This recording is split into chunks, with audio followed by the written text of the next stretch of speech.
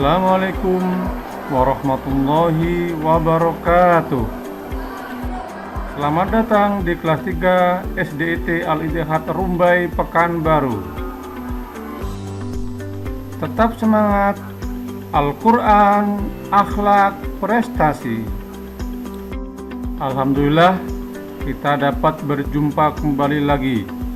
Beberapa hari lalu, kita memperingati Dirgahayu Republik Indonesia yang ke-75, tepatnya 17 Agustus 2020. Semoga jasa-jasa para pahlawan diterima di sisi Allah Subhanahu wa Ta'ala. Negara kita damai, aman, makmur, dan sejahtera.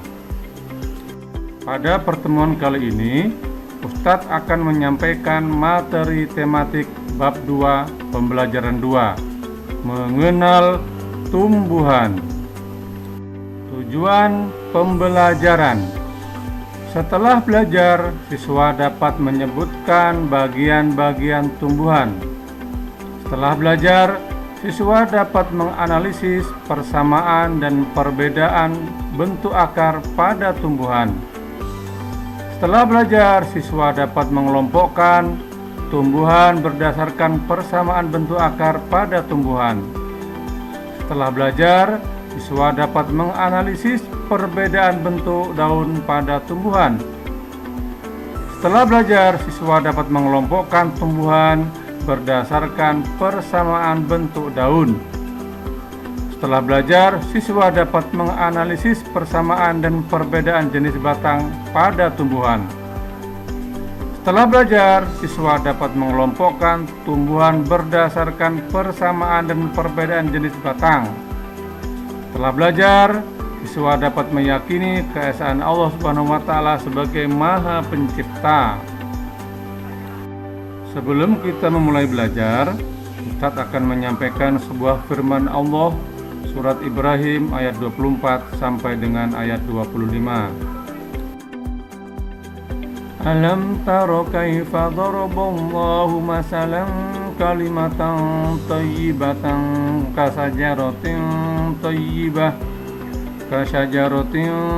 thayyibatin asluha sabitun wa far'uha fis sama' tu'ti ukulaha kulla khinin bi'izni rabbiha wa yadribullahal amsala linnasi la'allahum yatadzakkarun.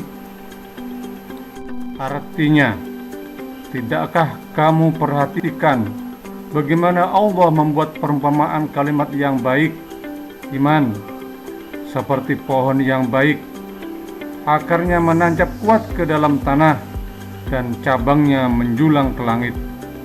Pohon itu menghasilkan buahnya pada setiap saat dengan izin Rabb-nya. Allah membuat perumpamaan-perumpamaan itu untuk manusia supaya mereka selalu ingat. Akhlak umpama buah di pohon iman. Akar tunjang pada pohon itu adalah iman. Batangnya adalah rukun Islam. Rantingnya umpama amalan-amalan sunnah, sedangkan akhlak adalah buahnya. Tumbuhan adalah salah satu makhluk ciptaan Allah Subhanahu wa Ta'ala yang memiliki banyak manfaat, seperti untuk dijadikan bahan pangan, obat-obatan, kosmetik, bangunan, dan banyak lagi. Tumbuhan memiliki bagian-bagian yang amat penting, seperti akar, batang, daun, bunga, dan buah. Bagian-bagian tumbuhan satu dengan tumbuhan lainnya, yaitu akar, batang, daun, dan buah, memiliki persamaan juga memiliki perbedaan.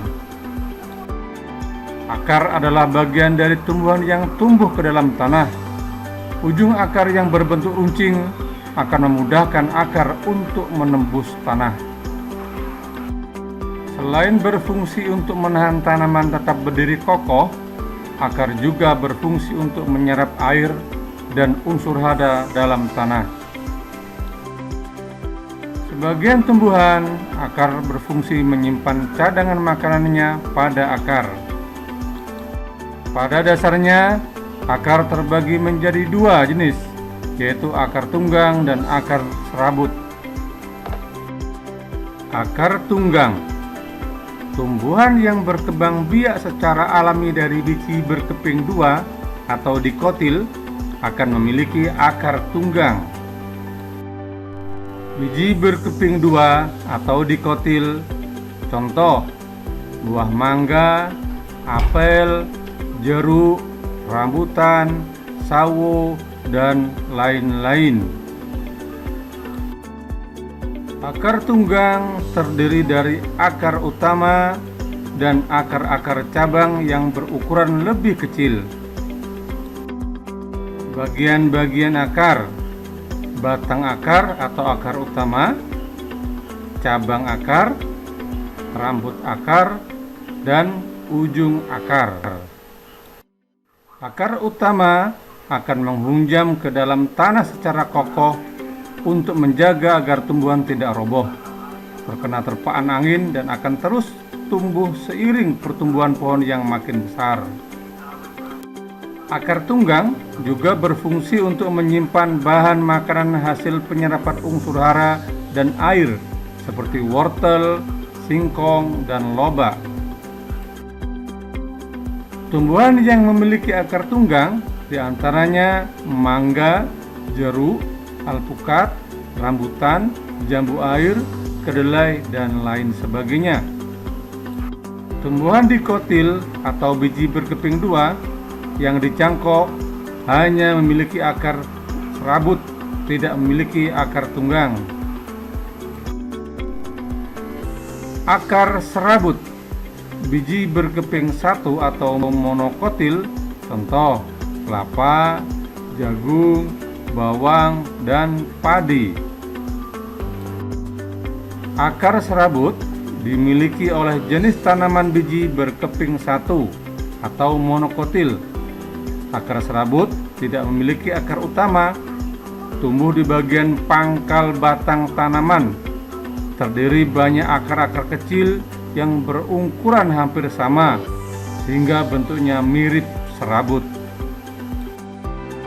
Akar serabut berfungsi untuk menyerap mineral dan air dari dalam tanah serta mengokohkan batang pohon.